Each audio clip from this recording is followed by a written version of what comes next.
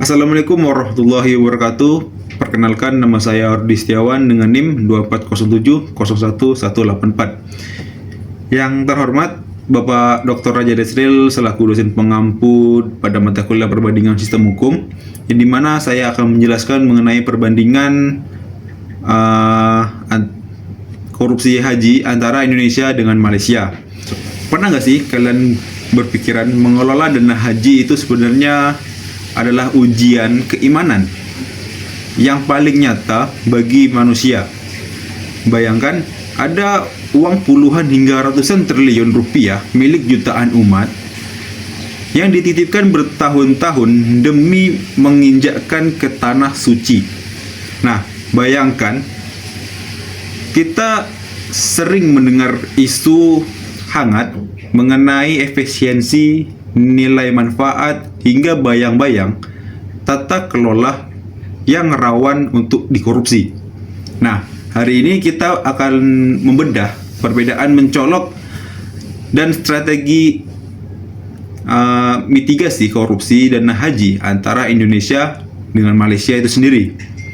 Kita bedah lewat 6 sudut pandang yang konkret mengenai perbandingan sistem hukum ini. Yang pertama, mengenai pendekatan sejarah. Dilihat melalui kacamata pertama adalah sejarah. Pertanyaannya, kok bisa Malaysia punya sistem yang terkesan lebih matang, sementara di Indonesia masih sering bongkar pasang aturan?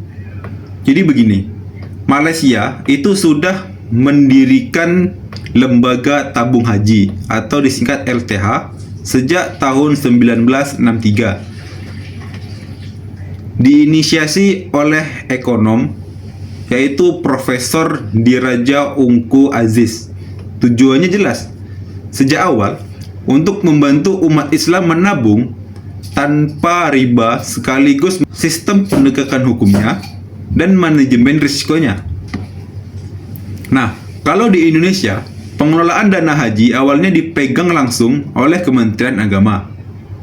Baru pada tahun 2017 dibentuk badan independen yang bernama Badan Pengelolaan Keuangan Haji atau disingkat BPKH melewat Undang-Undang Nomor 34 Tahun 2014. Karena terhitung baru, BPKH ini ibaratnya masih terus-menerus berlari mengejar ketertinggalan regulasi yang menutup celah-celah birokrasi yang lama yang rawan kong-kali-kong. Kemudian yang kedua, pendekatan struktural. Sekarang kita lihat dari pendekatan struktural ini, aturan main dan model bisnisnya itu korporasi global. Struktur ini sangat menentukan seberapa besar celah korupsi atau fraud bisa terjadi. Di Malaysia, khususnya di tabung haji, mereka bergerak seperti lembaga investasi korporasi global.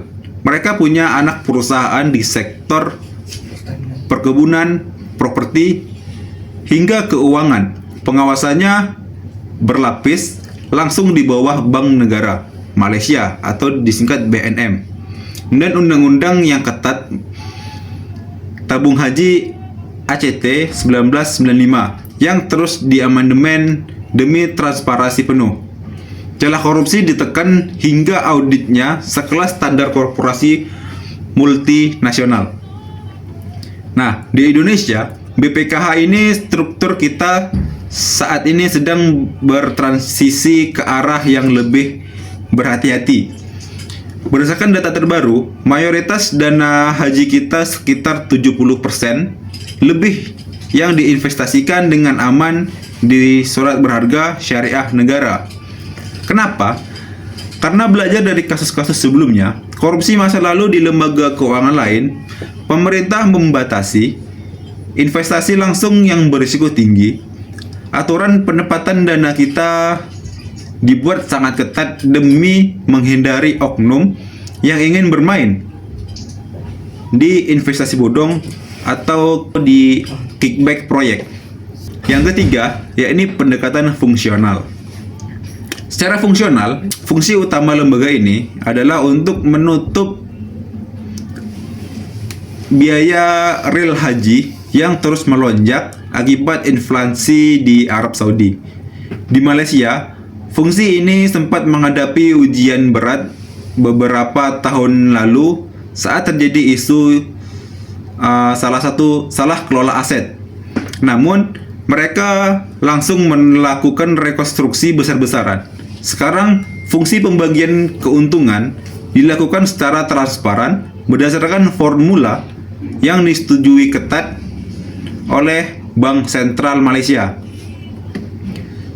Di Indonesia, fungsi BPKH adalah menjaga agar nilai manfaat dari hasil investasi tidak habis dipakai untuk mensubsidi jemaah yang berangkat duluan, yang beresiko memakan hak jemaah yang masih mengantri puluhan tahun. Regulasi terbaru di Indonesia kini mulai menyeimbangkan antara biaya perjalanan ibadah haji yang dibayar jemaah dengan nilai manfaat demi menjaga fungsi keadilan jangka panjang dan menutup celah manipulasi anggaran subsidi. Kemudian pendekatan yang keempat, yakni pendekatan budaya. Nah, ini menarik. Pendekatan budaya masyarakatnya.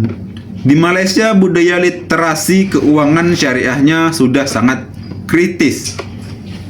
Jemaah di sana memperlakukan tabung haji seperti bank profesional. Jika salah kelola sedikit saja, publik langsung menggaduh dan menuntut transparansi lewat presiden. Kalau di Indonesia, budaya masyarakat kita terhadap hal-hal keagamaan itu cenderung sami'na wa a'tokna, kami mendengar, kami taat, serta sangat husnuzon atau berprasangka baik. Sifat ramah dan pasrah ini sayangnya kadang dimanfaatkan oleh oknum-oknum koruptor di masa lalu yang menganggap dana haji adalah dana mengendap yang aman dari sorotan. Tapi untungnya budaya ini mulai berubah. Netizen dan masyarakat Indonesia sekarang makin kritis melototi kemana perginya setiap dana haji mereka. Kemudian pendekatan yang kelima, yaitu pendekatan analitis. Secara analitis, data hukum tidak bisa bohong. Malaysia pernah diguncang isu integrasi tabung haji pada periode 2018. Namun, penegakan hukum mereka bergerak cepat, melakukan investigasi forensik dan memindahkan aset bermasalah ke perusahaan khusus milik pemerintah atau SPV untuk dipulihkan. Nah, di Indonesia, mitigasi korupsi dana haji diperkuat lewat analitis pencegahan oleh KPK dan audit tahunan oleh Badan Pemeriksa Keuangan atau BPK. Faktanya, berdasarkan laporan terbaru, BPK berhasil mempertahankan opini wajar tanpa pengecualian atau WTP.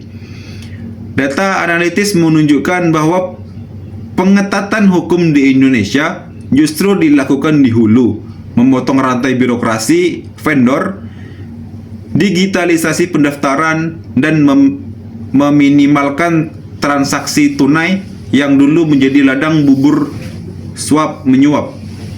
Yang keenam, pendekatan forensik transendental.